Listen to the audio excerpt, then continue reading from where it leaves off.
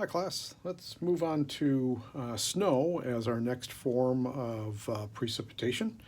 And as you know, snow is ice crystals up in the clouds, and those ice crystals are going to form via the Bergeron process. So let's remind ourselves of that. So ice crystals form via the Bergeron process.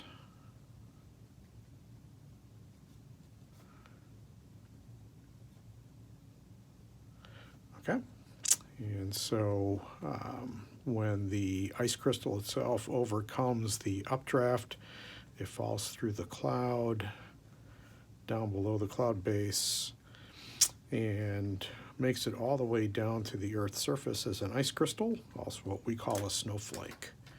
And so the important thing here is to look at the temperature profile throughout the atmosphere. And theoretically, the temperature profile of the atmosphere, the temperature should be below the freezing point throughout the entire depth of the atmosphere. Okay. Now, again, that's in theory, that's the case. I'm sure you've been outside when it's been in the mid 30s, maybe the upper 30s, and it's snowing outside.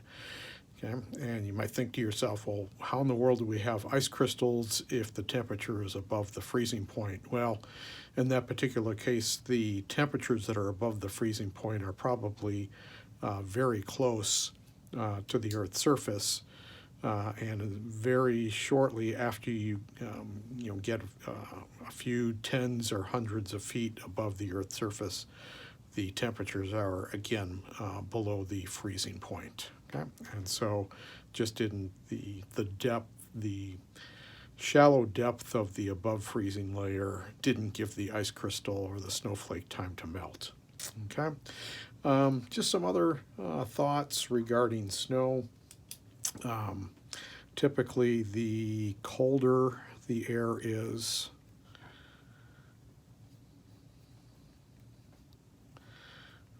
this is going to result in fluffier snow.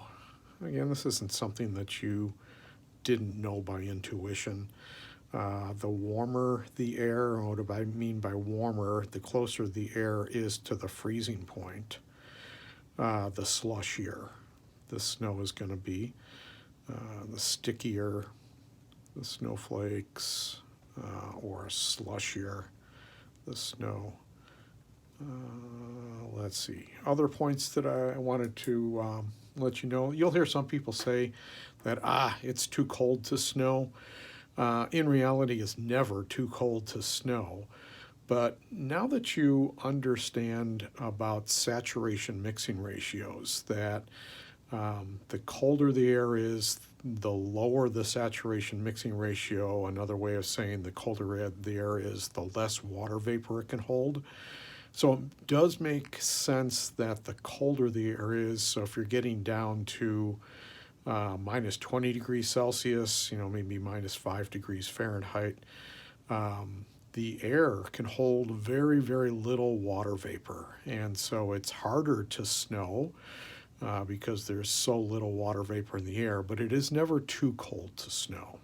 Okay, so once again, as kind of a recap for snow, the important thing is the temperature profile throughout the depth of the atmosphere. In theory, when you have snow, the temperature of the atmosphere should be below the freezing point.